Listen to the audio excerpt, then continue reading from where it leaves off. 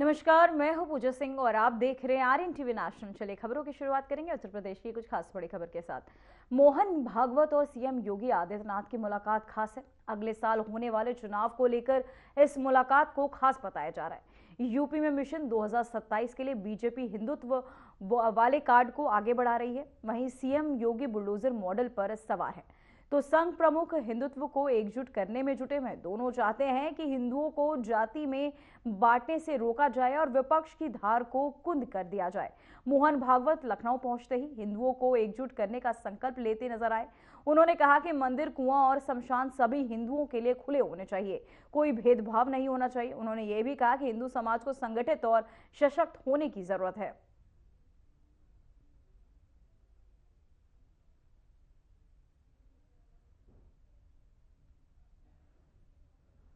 तो वहीं आपकी टीवी स्क्रीन पर ये दो तस्वीरें जहां चुनाव पर नजर और भागवत और सीएम योगी आदित्यनाथ की एक खास मुलाकात, जहां भागवत ने कहा खुले मंदिर होने चाहिए, कुआं और शमशान हिंदुओं के लिए खुले होने चाहिए, सभी हिंदुओं के लिए भागवत का हिंदुत्व मॉडल, जहां खुले मंदिर और कुआं शमशान भागवत का हिंदुत्व ज्ञान।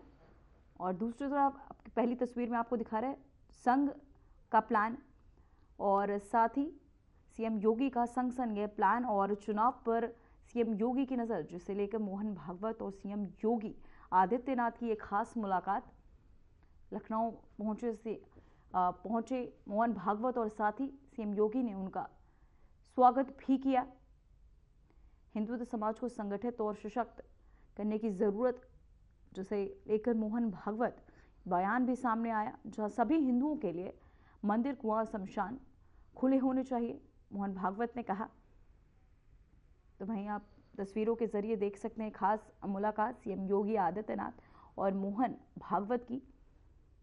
तो वही ग्राफिक्स के जरिए हम आपको दिखा रहे हैं लखनऊ में मोहन भागवत क्या बोले, हिंदू समाज को संगठित होना चाहिए, तो वहीं किसी से खतरा नहीं लेकिन सावधान होना चाहिए, लालच, जबरन, धर्मांतरण पर रोक लगाना जरूरी, घर वापसी का कामकाज तेज होना चाहिए, घुसपैठियों को डिटेक्ट, डिलीट और डिपोर्ट करना, हिंदुओं को कम से कम 3 बच्चे होने चाहिए, मोहन भागवत ने कहा। तो वहीं आपको बताते चले हिंदुओं को कम से कम 3 बच्चे होने चाहिए, घुसपैठियों को डिटेक्ट, डिलीट और डिपोर्ट करना होगा, घर वापसी का कामकाज तेज होना चाहिए, किसी से खतरा नहीं लेकिन सावधान रहना जरूरी है, लालच, जबरन, धर्मांतरण पर रोक लगाना जरूरी। लखनऊ में मोहन भागवत का ये बयान जो है सामने आया, जहां वो बोले और ग्राफिक्स के जरिए हम आपको दिखा रहे हैं घुसपैठियों को डिटेक्ट, डिलीट और डिपोर्ट करना जरूरी है। लखनऊ में मोहन भागवत क्या बोले वो आपको ग्राफिक्स के जरिए दिया। हिंदुओं को कम से कम 3 बच्चे होने चाहिए। अपनी विरासत पर गौरव की अनुभूति करता है। पूरा देश आदरणीय प्रधानमंत्री जी की प्रेरणा से अपनी विरासत पर गौरव की अनुभूति करता है और हम लोगों का मानना है कि विरासत से युक्त विकास ही एक उज्जवल भविष्य की एक आधारशिला होती है। लेकिन अपने राजनीतिक स्वार्थों के लिए अगर कोई उन आक्रांताओं को महिमामंडन करता है जिन्होंने भारत की आत्मा पर प्रहार किया, जिन्होंने भारत की आस्था को रौंदने का कार्य किया है, मुझे लगता है कि आज का नया भारत, आज का नया उत्तर प्रदेश, ये नए भारत का नया उत्तर प्रदेश इसको स्वीकार करने को तैयार नहीं है। गोविंद राय जी सकलिया विधानसभा हमारी पार्टी के विधायक हैं। इनके नाम से फर्जी हस्ताक्षर बनाकर 16 मतदाताओं के नाम फॉर्म 7 भर करके काट दिए गए। फॉर्म 7 16 मतदाता और 16 के 16 मतदाता अगर हम लोग थोड़ा और उसके डीप जाकर एनालिसिस करेंगे डेटा को तो लगता है पीडीए के हैं। बाबागंज विधानसभा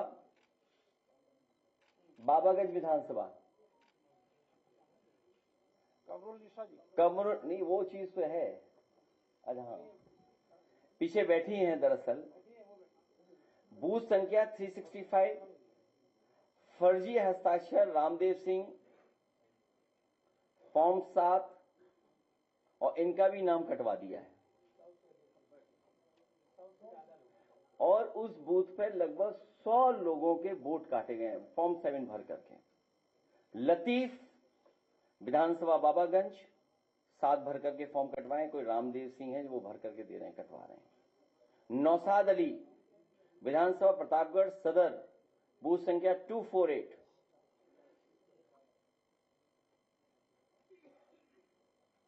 7 फर्जी हस्ताक्षर। नहीं, अरे ऐसे कैसे, जब नाम नहीं पढ़ेंगे तो कैसे जाएगा दिमाग में। आप योगी जी का जो झूठ बोलते हैं सदन में, वो तक तो छापते नहीं ना, बोलते हो। वो भी बोलते हैं कि देखिए कितनी अच्छी वाणी है, अमृत वाणी है।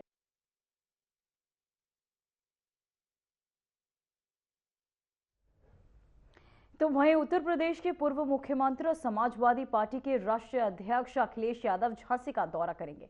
अपने दौरे के दौरान वह सपा के पूर्व जिला अध्यक्ष महेश कश्यप के आवास पर पहुंचेंगे और उनसे और उनके परिवार से मुलाकात करेंगे। इसके बाद अखिलेश यादव पत्रकारों से बातचीत करेंगे और पार्टी कार्यालय के लिए खरीदी गई जमीन का निरीक्षण भी करेंगे। ये दौरा पार्टी के संगठनात्मक और स्थानीय मुद्दों को लेकर अहम माना जा रहा है। सभी कार्यक्रमों के समाप्त होने के बाद वह लखनऊ के लिए रवाना हो जाएंगे।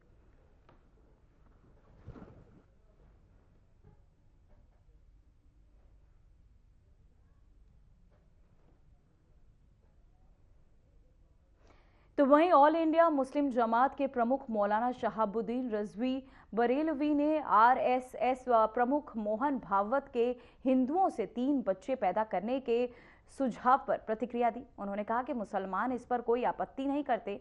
मौलाना ने मुसलमानों के बारे में फैलाए गए कथित मिथक जैसे 4 बीवियां और 40 बच्चे को खारिज किया और कहा कि पूरे भारत में ऐसा कोई उदाहरण नहीं है।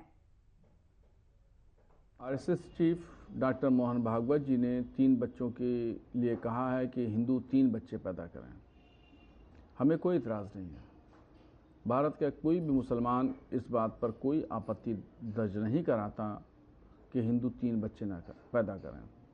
3 नहीं 6 बच्चे पैदा करें, 6 नहीं बल्कि 12 बच्चे पैदा करें। किसी मुसलमान को कोई इतराज़ नहीं है।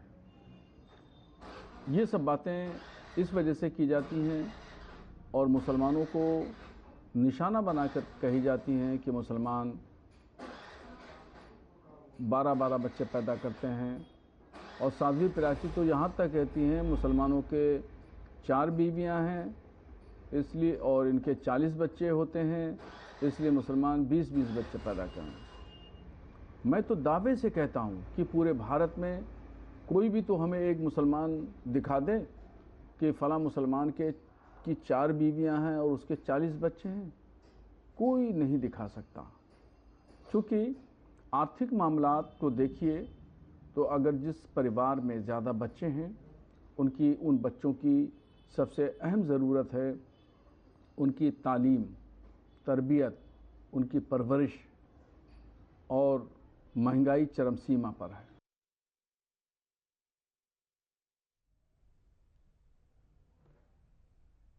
तो वहीं मौलाना शहाबुद्दीन रिजवी ने रमजान के दौरान होटल और खानपान व्यवसायियों से अपील की है कि दिन में अपने कारोबार को बंद रखें और केवल रफ्तार से दूर रात तक ही संचालन करें। वहीं आपको बता दें उन्होंने ये भी कहा कि रोजेदारों का सम्मान बनाए रखना जरूरी है।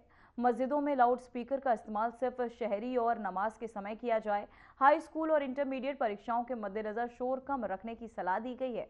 साथ ही बिजली, पानी और सफाई की बेहतर व्यवस्था सुनिश्चित करने की मांग की गई। शरीफ का महीना शुरू होने जा रहा है। मैं तमाम देश के शहरियों को मुबारकबाद पेश करता हूं और बिलखुसूस मुसलमानों से मेरी अपील है कि मुसलमान रमज़ान का एहतराम करें और रमज़ान के महीने के जो रोज़े हैं वो रोज़े किसी एतबार से माफ़ नहीं हैं।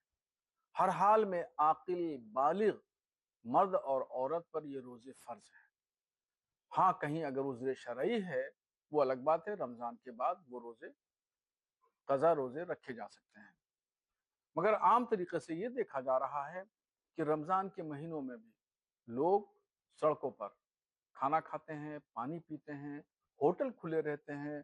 तो मैं ये कहूँगा कि खाने के होटल, चाय के होटल, इन तमाम होटलों को, खाने पीने की चीज़ों को तमाम 1 महीने के लिए बंद कर देना चाहिए और खोलना है तो इफ्तार के बाद यानी नमाज मगरिब पढ़ने के बाद उसको खोलें और लोग इस बात का भी एहतमाम करें कि आस पड़ोस के लोग को भी तरगीब दें कि वो भी रोज़ा रखें, 5 वक्त की पाबंदी से नमाज पढ़ें, तरावी पढ़ें और रात जगने से सवाब नहीं मिलता। तो वहीं बहराइच किसान महापंच में राकेश टिकैत ने कहा कि अमेरिका से आयात होने वाला सब्सिडी वाला माल और 3 काले कानून किसानों के लिए नुकसानदेह हैं। वहीं उन्होंने विपक्ष पर निशाना साधा कि केवल लिखते हैं, आवाज नहीं उठाते। मोहन भागवत ने 3 बच्चों वाले बयान पर टिकैत ने कहा कि देश में जनसंख्या नियंत्रण कानून जरूरी है। पश्चिम बंगाल चुनाव में समझौते की सलाह दी और राहुल गांधी की सदस्यता विवाद में उनका समर्थन भी किया। टिकैत ने बेरोजगारी, शिक्षा, किसानों के अनाज का सही दाम और धार्मिक मामलों पर चिंता जताई।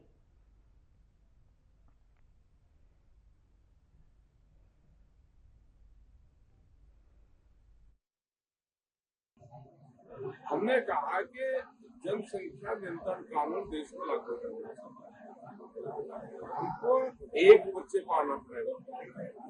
यहाँ पे रहने का ढंग है, इतनी जनसंख्या होगी, आने वाले 100 साल में क्या स्थिति होगी उसकी कल्पना की। लेकिन इन्हें देश में लेबर चाहिए। इस देश में जनसंख्या होगी तो उनको बाहर से मार्केट बढ़िया मिलेगी, पूरे देश को बेचने का काम करेंगे। आज जनसंख्या को कम है, स्कूल आप बंद कर लग रहे, शराब के ठेके खोल रहे, दवाइयों के पैसे भी है, हॉस्पिटल नहीं है, जनसंख्या कह रही है बढ़ाओ। जनसंख्या नियंत्रण कानून इनका एक पुराना इशू रहा कि हम जनसंख्या नियंत्रण करेंगे, इसमें काम करना चाहिए।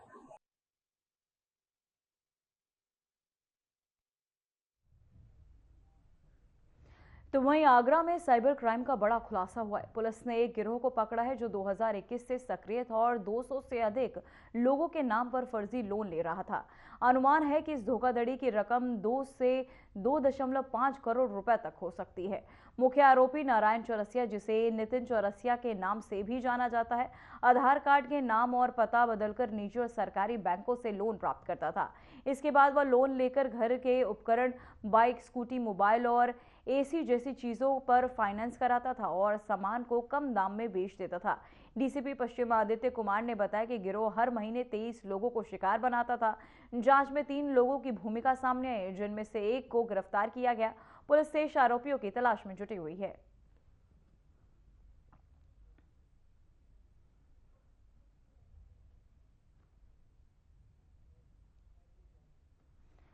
तो वहीं आपको बताते चले, पुलिस मामले की आगे की कार्यवाही में जुटी हुई है, जहां एक गिरोह का पर्दाफाश करती नजर आई। आगरा पुलिस, आगरा में साइबर क्राइम का ये बड़ा खुलासा हुआ है, जहां पुलिस ने एक गिरोह को पकड़ा है जो 2021 से सक्रिय था और 200 से अधिक लोगों के नाम पर फर्जी लोन ले रहा था।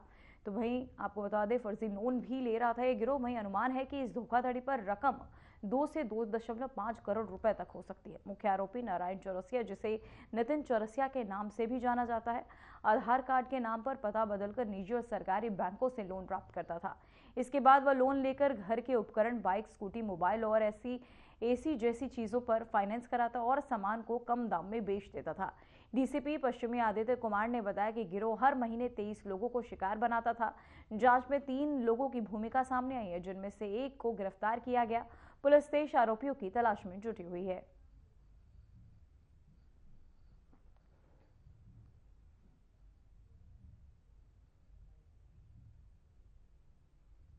देखिए, थाना साइबर क्राइम आगरा पर एक मुकदमा पंजीकृत किया गया था, जिसमें वादी द्वारा बताया गया था कि उनके नाम पे लोन लिया गया है, जिसके बारे में उन्हें भी जानकारी नहीं थी।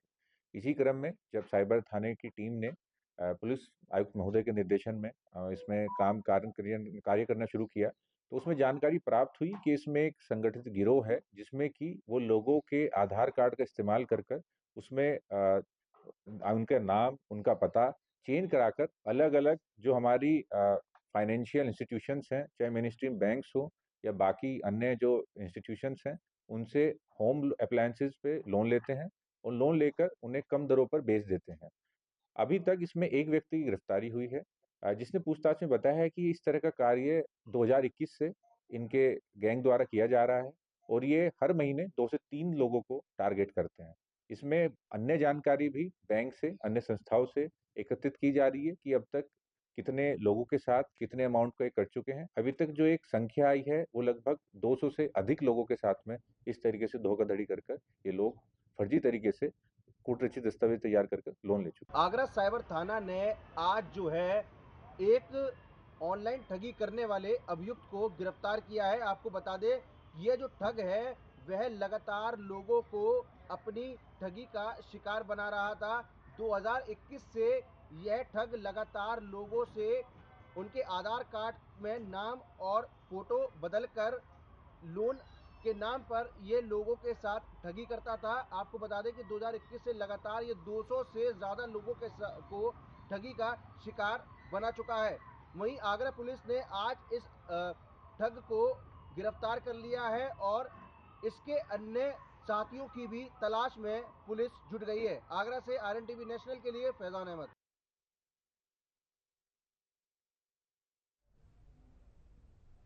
तो वहीं सहारनपुर में राशन कालाबाजारी का मामला सामने आया। थाना मंडी क्षेत्र की नदीम कॉलोनी में स्थित राशन दुकान संख्या 145 जो मनोज कुमार के नाम पर है, पर स्थानीय आपको बता दें कार्ड धारकों ने आरोप लगाया कि गरीबों का हक उन्हें नहीं मिल रहा है और राशन की कालाबाजारी हो रही है। वहीं शिकायत है कि डिपो होल्डर पहले अंगूठे लगवा लेता था लेकिन बाद में राशन देने से मना कर देता था। कई लोगों का कहना है कि पहली खेप का राशन बाजार में बेच दिया जाता है और दूसरी खेप केवल औपचारिकता के लिए दी जाती है। गेहूं और चावल दोनों नहीं मिलते, कभी केवल गेहूं तो कभी केवल चावल और राशन में कटौती होती है। वहीं स्थानीय पार्षद और निवासियों ने शिकायतें दर्ज कराई है लेकिन पिछले 1.5 साल से समस्या जस की तस बनी हुई है। जिला आपूर्ति अधिकारी नीरज कुमार ने कहा कि जांच जारी और तथ्य सामने आने पर कार्यवाही की जाएगी।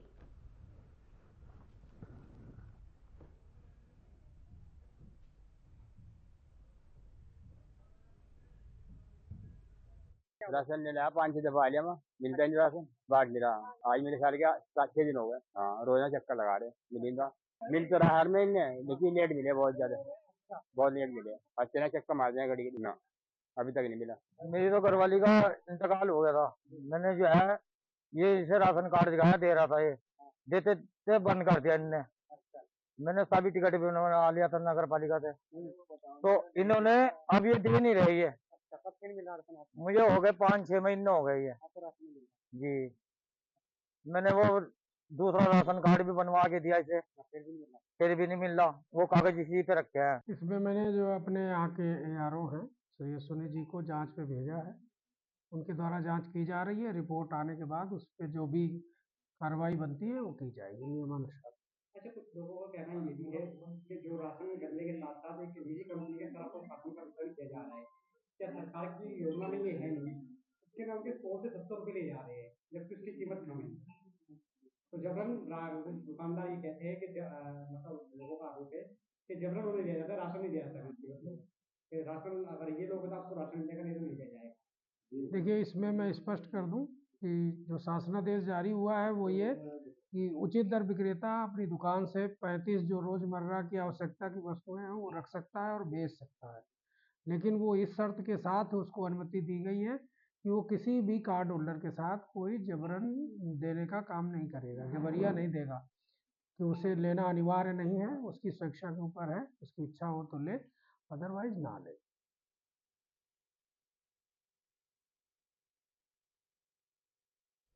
तो वहीं संभल में यादव समुदाय के लोगों ने फिल्म यादव जी की लव स्टोरी के खिलाफ विरोध प्रदर्शन किया। प्रदर्शनकारियों ने फिल्म के पोस्टर जलाए और उन्हें पैरों तले रौंदकर अपना गुस्सा दिखाया।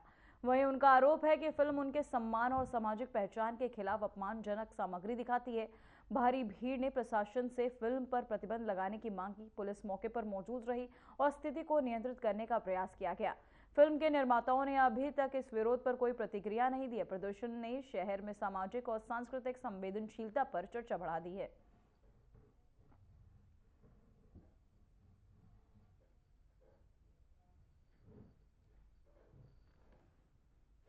तो वहीं एंटी करप्शन टीम ने यमुनानगर के 12 थाना में इंस्पेक्टर विनोद कुमार सोनकर की रिश्वत लेते हुए उन्हें रंगे हाथों पकड़ लिया। इसके अलावा प्रयागराज में नगर निगम जोन 6 खुलदाबाद में टैक्स कलेक्टर अनूप चंद्र मिश्र को 10,000 रुपए की रिश्वत लेते हुए गिरफ्तार किया गया। टीम ने दोनों मामलों में तुरंत कार्यवाही की और आगे की जांच शुरू कर दी। अधिकारियों ने कहा कि भ्रष्टाचार के खिलाफ ऐसी कार्यवाही लगातार जारी रहेगी और दोषियों को कानून के तहत सजा दी जाएगी।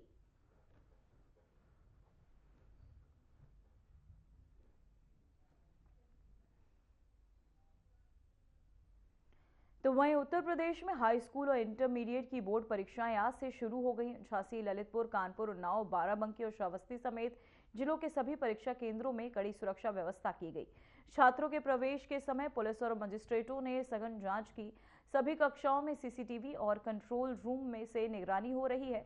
मोबाइल, कैलकुलेटर और अन्य इलेक्ट्रॉनिक गैजेट वर्जित है। प्रशासन ने परीक्षा को नकल मुक्त और शांतिपूर्ण कराने के लिए विशेष इंतजाम किए। छात्रों और अभिभावकों ने व्यवस्थाओं को संतोषजनक भी बताया है। तो वही आपको बताते चले, आज से शुरू हो रही यूपी बोर्ड की परीक्षाएं। 32 लाख से अधिक छात्रों की ये परीक्षा, जहां परीक्षा की यूपी बोर्ड की आज से परीक्षाएं शुरू हुई हैं। सुबह हाई स्कूल का एग्ज़ाम दिया गया था और दूसरी पाली का जो एग्ज़ाम है वो 2 बजे से शुरू होगा। और हम राजधानी लखनऊ के राजकीय बालिका विद्यालय पर आप पीछे आप तस्वीरों में देख सकते हैं कि लगातार जिस तरीके से अगर बात की जाए तो लगातार जो सुरक्षा के दृष्टिगत जो लगातार जो सभी मानक हैं उनको अनुरूप रह करके जो सभी लोग हैं, जो सभी इंस्ट्रक्टर हैं, वो सभी जो स्टूडेंट्स हैं उनकी चेकिंग कर रहे हैं। और लगातार जिस तरीके से बात की जाए आधार कार्ड के साथ जो एडमिट कार्ड है उसको लाना सुनिश्चित किया गया है, जिसकी जो प्रक्रिया है वो फिलहाल जो छात्र हैं वो लाइन में लगे हुए हैं और इसकी जो प्रक्रिया है वो फिलहाल पूरी की जा रही है। जिस तरीके से अगर बात की जाए जो स्टूडेंट हैं वो